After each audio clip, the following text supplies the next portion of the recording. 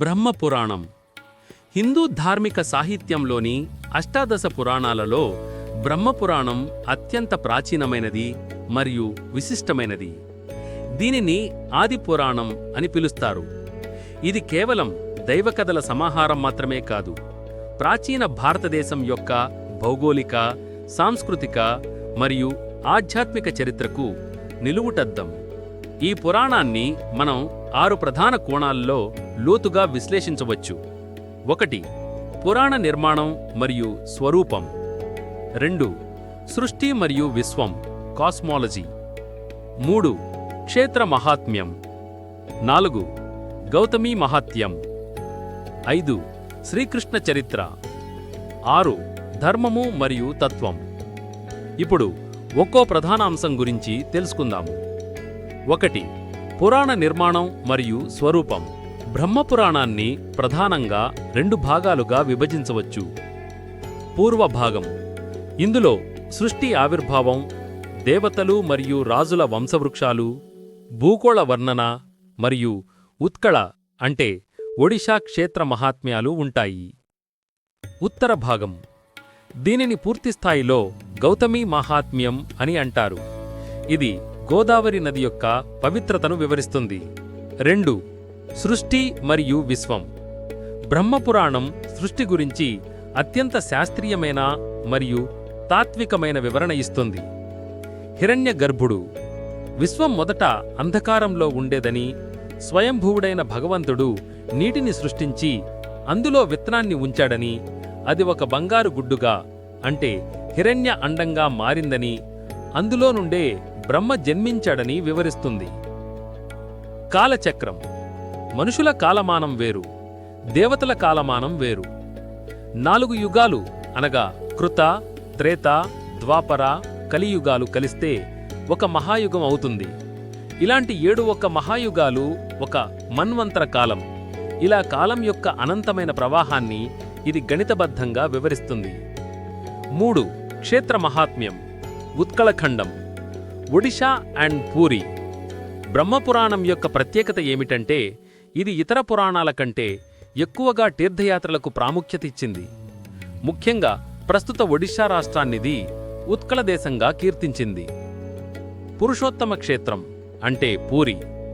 సముద్ర తీరంలో వెలసిన నీలమాధవుడు అంటే జగన్నాథుడు గురించి అద్భుతమైన కథలు ఇందులో ఉన్నాయి. ఇంద్రద్యుమ్న మహారాజు కళ, విశ్వకర్మ విగ్రహాలను చెక్కడం మరియు ఆ విగ్రహాలు అసంపూర్ణంగా అంటే కాళ్ళు చేతులు లేకుండా ఎందుకు ఉండిపోయాయో దీనిలో వివరించారు. కోణార్క్ అంటే సూర్యక్షేత్రం. దీనిని మైత్రేయ వనం లేదా అర్కక్షేత్రం అని పిలిచేవారు. సూర్యభగవానుని ఆరాధన, సూర్యరథం యొక్క వర్ణన మరియు మాఘసప్తమి నాడు సూర్యపూజ యొక్క ఫలితాలను ఇది వివరిస్తుంది. ఏకామ్ర క్షేత్రం అంటే భువనేశ్వర్. శివుడు కోటి లింగాల రూపంలో ఇక్కడ కొలువయ్యి ఉంటాడని, లింగరాజుగా భక్తులను అనుగ్రహిస్తాడని, శైవక్షేత్ర వైభవాన్ని కూడా ఇది విష్ణుక్షేత్రాలతో సమానంగా వర్ణించింది. 4. గౌతమీ మహాత్మ్యం అంటే గోదావరి నది వైభవం. తెలుగువారికి మరియు దక్షిణ భారతీయులకు బ్రహ్మపురాణం అత్యంత ఆత్మీయమైనది కావడానికి కారణం ఈ విభాగం. గోదావరి జననం.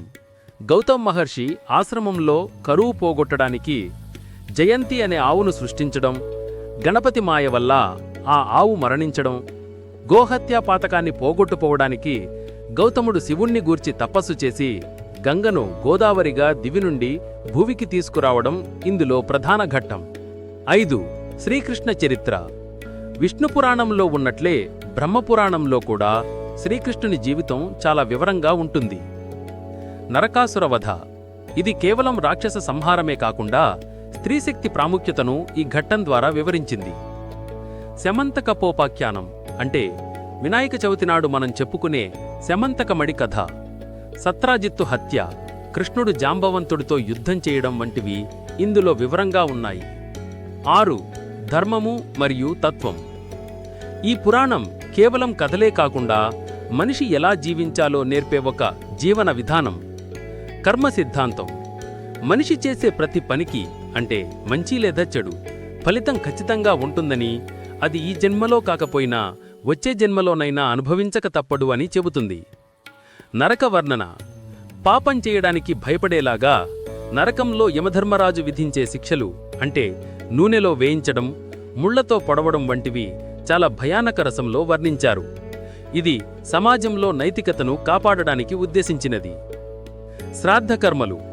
పితృదేవతలను తృప్తిపరచడం వల్ల వంశాభివృద్ధి జరుగుతుందని, ముఖ్యంగా గయా, గోదావరి తీరాల్లో పిండ ప్రదానం చేయడం వల్ల పితరులకు ముక్తి లభిస్తుందని వివరిస్తుంది. హరిహర అద్వైతం. బ్రహ్మపురాణం వైష్ణవ పురాణమైనప్పటికీ శివుణ్ణి నిందించడాన్ని ఇది ఘోర పాపంగా పరిగణిస్తుంది. విష్ణువు మరియు శివుడు ఒక్కటే అనే అద్వైత భావనను ఇది బలంగా ప్రచారం చేసింది. ఇక చివరిగా బ్రహ్మపురాణం సనాతన ధర్మానికి ఒక విజ్ఞాన సర్వస్వం లాంటిది.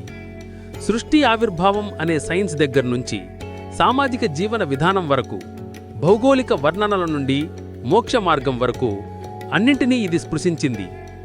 ఈ వీడియోపై మీ అభిప్రాయాలను కామెంట్ రూపంలో తెలియచేయండి. Thank you for watching. Please subscribe.